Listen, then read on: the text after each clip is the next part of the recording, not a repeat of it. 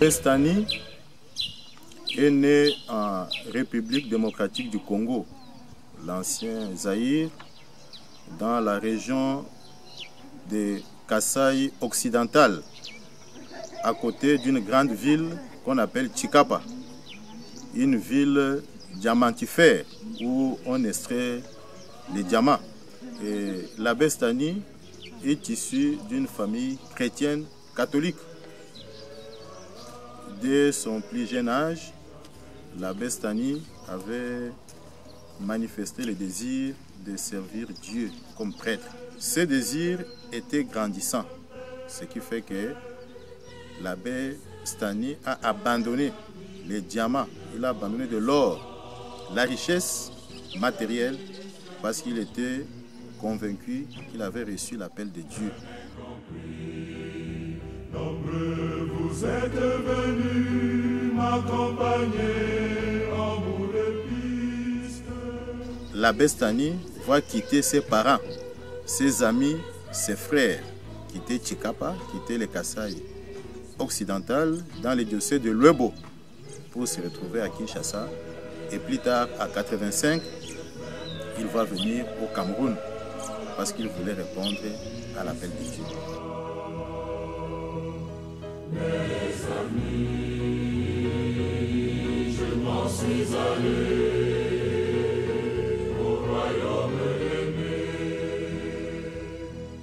J'ouvre les yeux à la lumière. Monsieur l'abbé Stanislas est arrivé au Cameroun en 1986 et a suivi sa formation à la vie consacrée de 1986 à 1989 dans la congrégation des Béatitudes.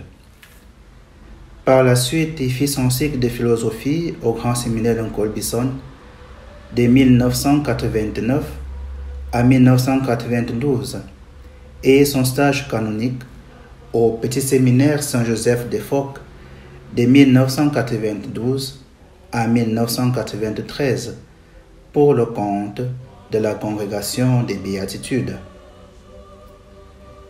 Après une première année de théologie à l'Université catholique de Yaoundé de 1993 à 1994, il intègre la congrégation des missionnaires du Sacré-Cœur, dans laquelle il fit une année de stage, puis une année de postulat à Boura, et enfin une année de noviciat en République démocratique du Congo de 1994 à 1996, avant de poursuivre ses études de théologie à l'Université catholique d'Afrique centrale de 1996 à 2000.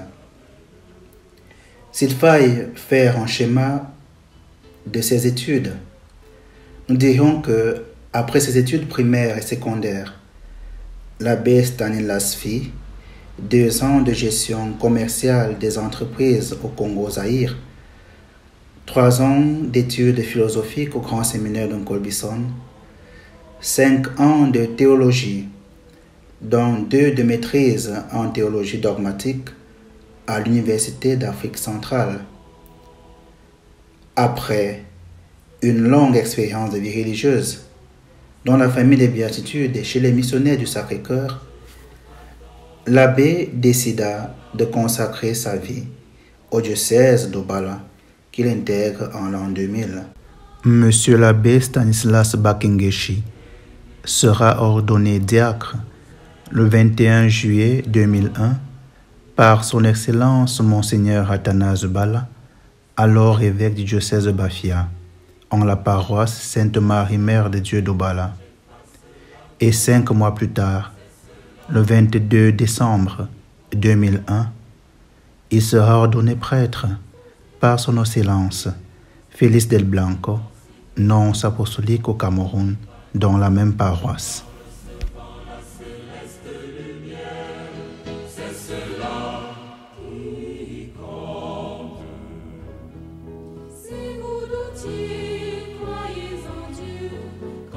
Je suis convoqué à la céleste félicité.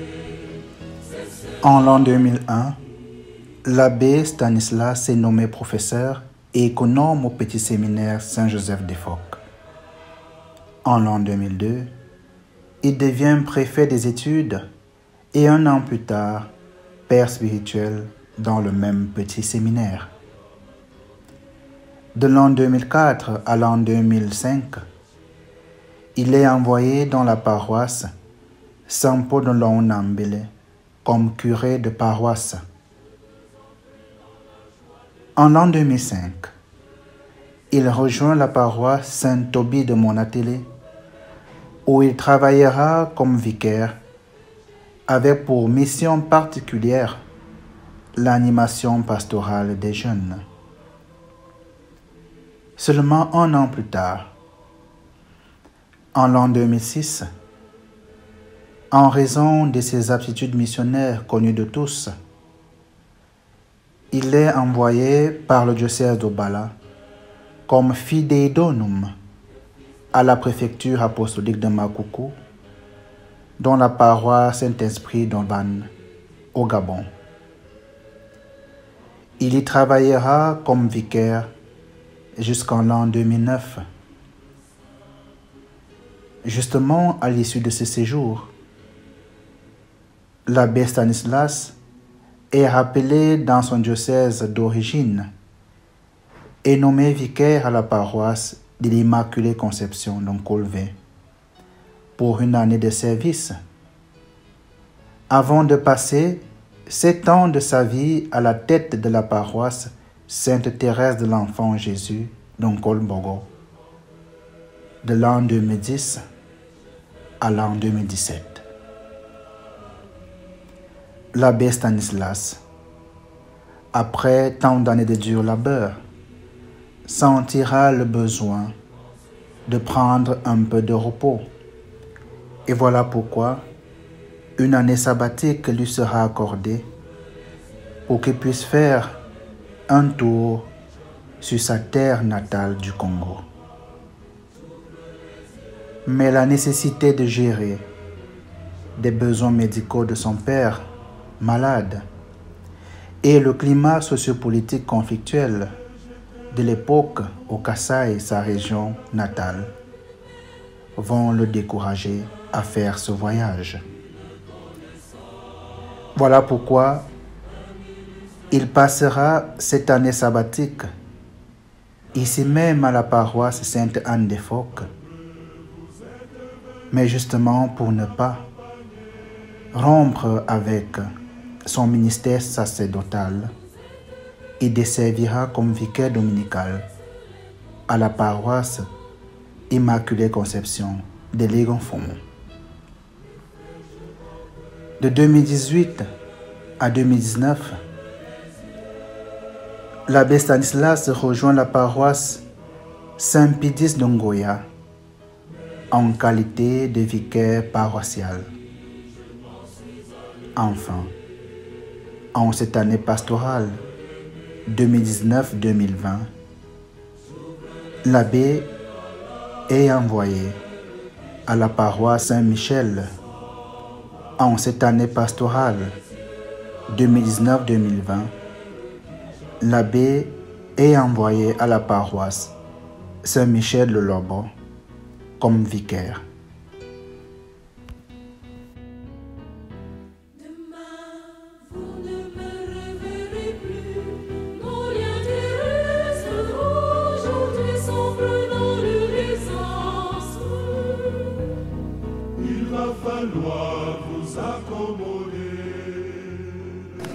Qu'est-ce que je retiens de lui? Il est venu jusque chez moi avec le feu Monseigneur Oumbe et le feu Hubert Nguini. Malgré la pluie de ce jour-là, ils ont dit la messe sur moi et ça m'a marqué. C'était le 25 mai 2005. Au niveau du conseil paroissial, il a changé la lune. La réunion du conseil se passait chaque mois pour faire l'autopsie de ce qui a été fait durant le mois et régler ce qu'il voulait que la parole soit. Le fait pour le diocèse de Vala de l'avoir accepté et de l'avoir pris en main pour achever en lui l'œuvre que le Seigneur avait commencée était déjà quelque chose de très important. C'est-à-dire le diocèse l'a adopté comme un fils du diocèse, comme un prêtre du diocèse, et les communautés l'ont adopté au point de temps en temps même d'en faire curé de paroisse. Je vous ai donné l'exemple de Nongonambele, où j'allais lui rendre visite assez souvent. Il a servi à mon atelier.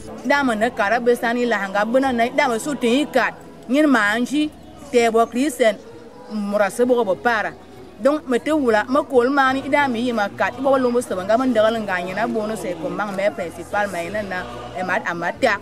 Dobby est saying, idamurani, lum amusa non number of white to a canana and mesky mal. Ma mam blandine ne te sang plus mais je suis là. Donc, idameni, cat, missa non number. A mother ye a bulum, and I will call it to Miss Abangalumina at Jam Quiet and Gazi, it on no number. Donc, il a mené l'homme et le monde à sa nonya, à Kenaya, Everday, à si ça want à soigner. Donc, à vous, on a bien un canana et tu te vas. Là, à te que John, mamma, moi, mon mamma. Donc, the woman to Nerman go to your boy, Bob and Gabasa, in your be examples. At some of my boy and Gawu, and Gawu, Tara, and Gawu, even I can't eat you. And Gavu be my love, brick, and motive, la lani, yeah, mana. Kare so su ni nga ki so su mora bete alan ti nyom mo ajang ban nyom mo mi nga ke usu. C'est cela qui compte. Ne pleurez pas, ne me pleurez pas. Priez pour que le Père me donne le royaume promis à ceux qui l'ont cherché. C'est cela qui compte. Je veux entrer dans la joie de Jésus. Je désire être son élu. Souvenez-vous. L'abbé est arrivé ici un jeudi 4 juillet aux environs de 9 h, quelques jours après la lecture des provisions canoniques. Il a été accueilli par moi-même et nous avons eu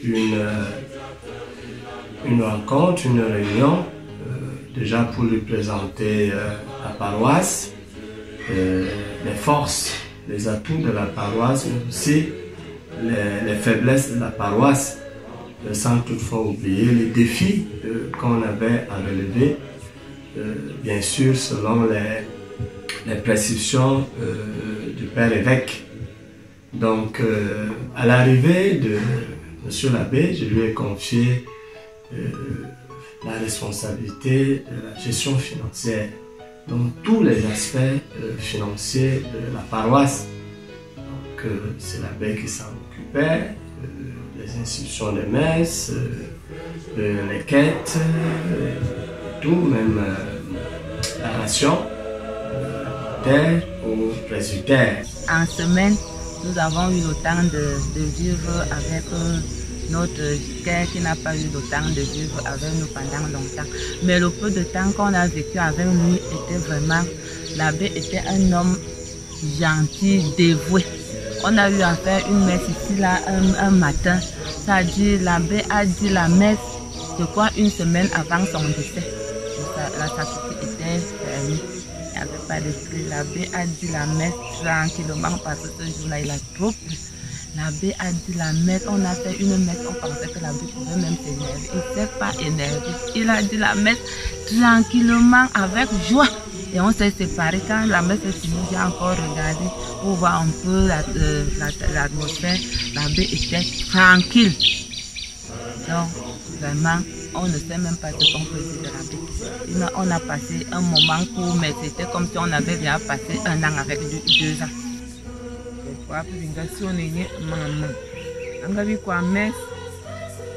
Et je m'en marque nie bangazibi lang mes petit sœur wa mnyomanga wu do angazibi lang mes do yo angabi yanyi ko kwam lo kus do angazi manyanga ndene bi ke asunu mam kus e jo manga dang dingite le kus de lenga kwa makanzi amu angama nywang min kumi si mi voix bibi ngabo bagalon kuzama kuzo ungali yo angama kwam lo kus do jo mi tinganya manna me abui do tima kana ilang me pom ka kwam kuzo gamora loma iwo ge ka me mi bombe milang e mi bombe milabga e juarnyol ise e ngbaise manga vintingang manga piyena zama atwap ne ye patanizas e zuwu amobo Christiana labo kanu sisa akana kan bo bebi ko ni bodam puisque il a makarana ayibi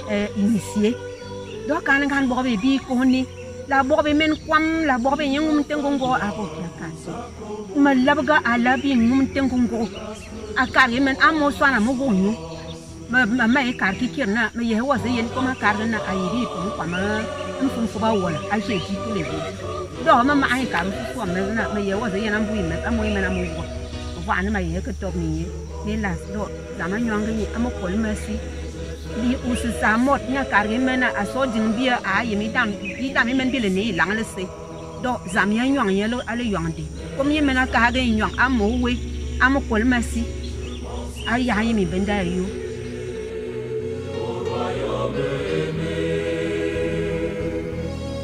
j'ouvre les yeux à la lumière qui jamais ne s'en va. J'ouvre les yeux à la lumière qui jamais ne s'en va.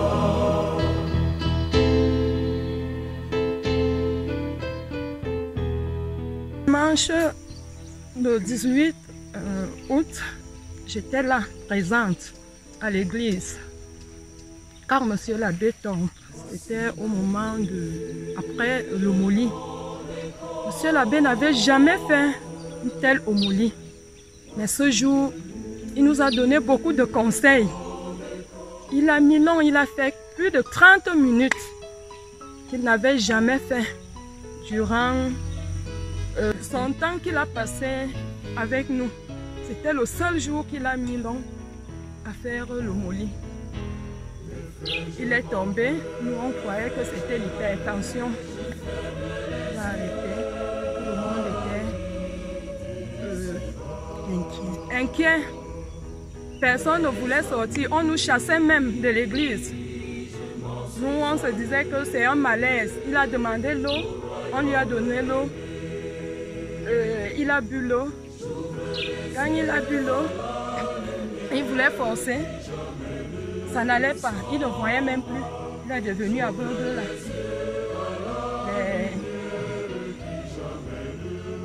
Les fidèles sont, les enfants de cœur, les fidèles sont allés le porter pour lui faire asseoir. Il a dit qu'il veut continuer. Il insistait. Il insistait qu'il veut continuer à lire sa messe. À un moment, lui-même, il s'est senti fatigué, qu'il ne pouvait pas. Il ne voyait même plus, il est devenu aveugle. Il est parti s'asseoir. Jusque-là, il disait toujours qu'on lui laisse un petit temps. Il va finir sa messe. À un moment, ça n'allait pas. On l'a porté. Il traînait déjà les pas. Quand il est sorti, même les pas, il ne traînait plus. C'est là où on le porte, on l'amène. Donc, le dimanche, la messe à l'heure centre, c'est à 9h. L'abbé est allé, comme d'habitude, pour célébrer sa messe. Il a commencé. Bien évidemment, je n'étais pas là, puisque j'étais aussi ailleurs. C'est lui qui devait être ici. Selon le compte rendu qu'on m'a fait, fiable, il a terminé l'homélie. C'est vrai que pendant l'homélie, on me dit que de temps en temps, il passait la main sur son front il retirait ses lunettes. Mais il n'a pas signalé à quelqu'un qu'il se sentait mal. Et la messe, il a poursuivi avec la messe. Juste à la fin de l'élévation, c'est là où le malaise s'est véritablement senti. Il a demandé à boire de l'eau, on lui a donné de l'eau. Et en voulant continuer la messe, le malaise s'est accentué davantage. Et le séminariste qui était là, qui jouait le rôle d'acolyte, a dû le soutenir et on l'a fait asseoir. En ce moment, on m'a joint au téléphone. J'ai demandé qu'on lui dise d'arrêter la messe. On le lui a dit, il a refusé. J'ai demandé qu'on lui passe le téléphone. J'ai causé avec lui. J'ai dit bonjour mon père, bonjour. Il a répondu bonjour père. J'ai demandé vous allez bien, il me dit oui mon père, ça va, ça ira, ne vous inquiétez pas. Juste un petit malaise et puis je lui ai dit non, votre santé avant tout, arrêtez la messe. Je viens d'appeler l'infirmier, le médecin n'est pas là, je viens d'appeler l'infirmier, donc il viendra voir ce qui vous dérange. Il m'a dit qu'il allait continuer, il m'a dit non 3 fois. J'ai compris qu'il y a quelque chose qui n'allait pas. C'était la première fois d'entendre un nom venant de sa bouche, surtout quand je lui faisais une suggestion, une proposition. Je lui ai dit donc de remettre le téléphone au propriétaire et j'ai instruit qu'on fasse sortir tous les paroissiens. Peut-être quand il verra que les paroissiens sont dehors, il va prendre la résolution de se laisser faire pour qu'on l'amène, on le conduise au presbytère. Malgré ça, il refusait toujours. C'est quand il a vu que l'église se vidait qu'il a finalement demandé qu'on l'amène au presbytère. Mais je crois qu'il se faisait déjà tard. Quand on l'a amené au presbytère, il est entré dans le coma.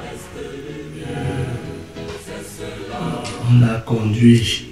L'infirmier était là pour l'infirmier. L'infirmier soupçonnait un accès palustre parce que tel qu'il se manifestait, un peu de perte de mémoire, il bavait.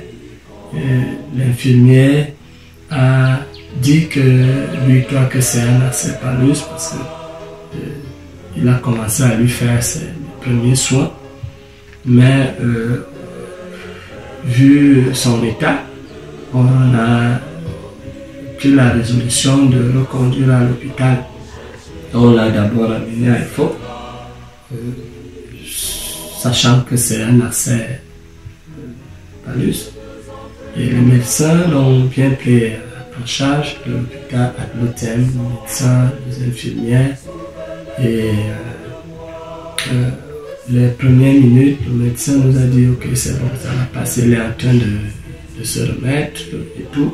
Il faut maintenant qu'on le remonte. Mais 30 minutes après, tout s'est dégradé, la mine du médecin a changé et on l'a mis dans l'ambulance pour le curer.